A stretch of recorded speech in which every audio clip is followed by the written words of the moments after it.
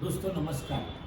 આજે હું વાત કરીશ એક અદ્ભુત અને અનુપમ પાત્ર વિશે. એ પાત્ર દરેકના જીવનમાં આવતું હોય, અપવાદરૂપ કિસ્સાઓમાં ના આવતું હોય, પણ આ પાત્ર અદ્ભુત હોય છે. જે પાત્ર જોડેથી તમે એવી બાબતો શીખી જાઓ છો કે જે જિંદગીભર યાદ રહે. એવો પ્રેમ પામી જાઓ છો કે એ પ્રેમ તમે બીજાને પણ કરી શકો. મિત્ર, આવું જ એક પાત્ર છે મારા કાકાનું, મૂળજીભાઈ.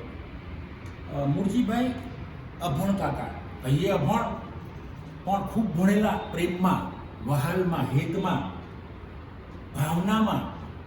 કોઈને ખવડાવવું હોય, પીવડાવવું હોય, કોઈની સાથે હાસ્ય કરવું હોય, તો આ બધામાં ઉદારતા જબરજસ્ત.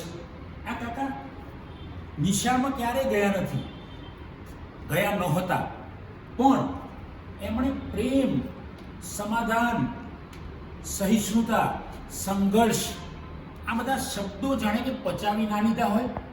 એમણે આજીવન લોકોને પ્રેમ કર્યો છે અને મને તો એમનો પ્રેમ બહુ યાદ રહ્યો છે. કારણ કે થોડોક સમય માટે ગામમાંથી બીજા ગામે નોકરી ગયેલા વિજાપુરમાં, અને ત્યાં વિજાપુરમાં એ વખતે 100-150 રૂપિયામાં નોકરી કરતા હશે, મહિનાનો પગાર હશે. અને ઘરે આવે ત્યારે વિજાપુરના કોઈ પ્રખ્યાત શક્કરપારા હશે, એ વખતે કોઈ દુકાનમાં બનતા હશે, તો અવશ્ય 250 ગ્રામ લઈને આવે. 5 રૂપિયાની કિંમત કદાચ હશે એ વખતે 250 ગ્રામની. એ લઈને આવે એમના બાળકો માટે, પણ વચ્ચે મારું ઘર આવે તો મારા ઘરે પડેકું છોડી દે અને મારા મમ્મીને કહે, ભાભી આમાંથી અડધા લઈ લો. તો મિત્રો, આ હતો મારા કાકાનો પ્રેમ. એ કાકા આજે નથી, પણ હૈયામાં અત્યારે હું બોલી રહ્યો છું, એમનો પ્રેમ છે.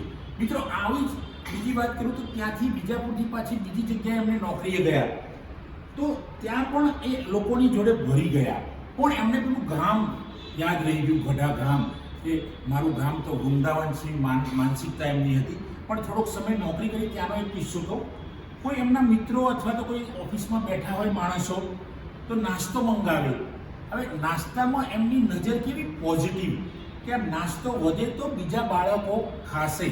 બીજા એમના નહીં, એમના બાળકો બી સાથે નહોતા, પણ બીજા બાળકોને હું આપીશ તો આ નાસ્તો. તો જે નાસ્તામાં એ જ રીતે ક્વોન્ટિટી મંગાવે કે એમાંથી થોડો 500 જેવો નાસ્તો બચે અને બીજા બાળકોને ખવડાવતો. આ હતો એમનો અદ્ભુત પ્રેમ. આ ભણ્યા નતો કંઈ, આ નાસ્તો બીજા બાળકોને આપવો, શક્કરપારા મારા ભત્રીજાને આપવા, એ એમણે કોઈ પાઠ્યક્રમમાં વાંચ્યો નહોતો, એમનો પોતાનો પાઠ્યક્રમ હતો. એ પોતે એક શિક્ષક હતા, પ્રેમના શિક્ષક હતા. એ ગુરુ હતા, હેતના ગુરુ હતા. એ વહાલના વાવેતર એમને જબરજસ્ત કરેલા. કારણ કે ગામમાં જ્યાં જાઓ ત્યાં એમને એમ કહે કે ભાઈ મૂળજીભાઈ આવી ગયા, પતી ગયું. એ ચહેરા પર સદાય હાસ્ય. મિત્રો, સદાય હાસ્ય રાખવું ચહેરા પર, સદાય બધાને જ પ્રેમ કરવો, એ હતા મારા મૂળા કાકા, મારા મૂળજી કાકા. એમને શોર્ટમાં લોકો મૂળાભાઈ કહેતા, મૂળા કાકા કહેતા, મૂળા દાદા પણ કહેતા હતા. પણ આ મૂળા કાકા અથવા તો મૂળજી કાકાની જે વાત કરી રહ્યો છું મિત્રો, આજીવન જબરજસ્ત વર્ક કર્યું. આજીવન એમણે ખેતરમાં જ્યાં પણ કામ મળે, પોતાના ખેતરમાં પણ ઘણું કામ કર્યું. ક્યારેય નવરા નહીં રહેવાનું. અને ધારો કે એમના ઘરે હું ગયો હોય અથવા તો એ મારા ઘરે આવ્યા હોય ને મારા મમ્મી એમને કહે કે જમી લો મૂળજીભાઈ, તો કે નહીં, બંને પહેલાં છોકરાઓને જમાડો. અને હું એમના ઘરે ગયો હોય તો કહે નહીં ભાઈ, તમે પહેલાં જમી લો. તો આ જમાડવાનો પ્રેમ, અને જમાડવામાં પણ મહેમાન અથવા તો બાળકોને પહેલાં જમાડવાના, એ એમનો વહાલનો દરિયો કહેવાય મિત્રો. દરેકના માટે એટલો જબરજસ્ત પ્રેમ. અને એ પ્રેમ હું એટલો બધો શીખી ગયો નાનપણમાં જ. કારણ કે નાનપણમાં મને યાદ છે ત્યાં સુધી આગળી પકડીને મારી લઈ જતા હતા મારા કાકા, મૂળજી કાકા. અને એમની જોડેથી જે નિખાલસ પ્રેમ, નિસ્વાર્થ પ્રેમ, કોઈ પણ વર્તનની ભાવના નહીં, અને એવો પ્રેમ બધાને કરવો. ફૂલના જેવી સુગંધ હતી.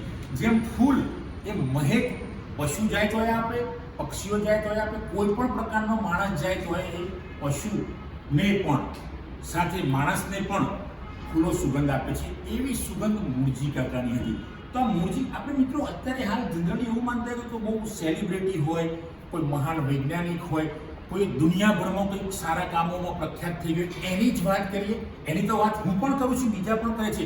પણ આવા નાના માણસો જે ગામડામાં રહીને જબરજસ્ત પ્રેમ પ્રસરાવ્યો છે, શહેરોમાં અરે દુનિયા સુધી એ કોઈને ખબર નથી. એટલે તો આજે મેં મૂળજી કાકાની વાત કરી છે મિત્રો તમને, કારણ કે મૂળજી કાકા એ કોઈ પેલા સેલિબ્રિટી કરતા નાના નહોતા મારી દ્રષ્ટિએ, બીજાઓની દ્રષ્ટિએ પણ ગામમાં એ કંઈક પેલા સાયન્ટિસ્ટ કરતા નાના નહોતા. કારણ કે સાયન્ટિસ્ટ વિજ્ઞાનની શોધ કરે છે તો મૂળજી કાકાએ પ્રેમની શોધ કરી. પ્રેમ લોકોને કેવો કરવો, લોકોને જમાડવું કેવી રીતે, એની શોધ મારા મૂળજી કાકાએ કરેલી.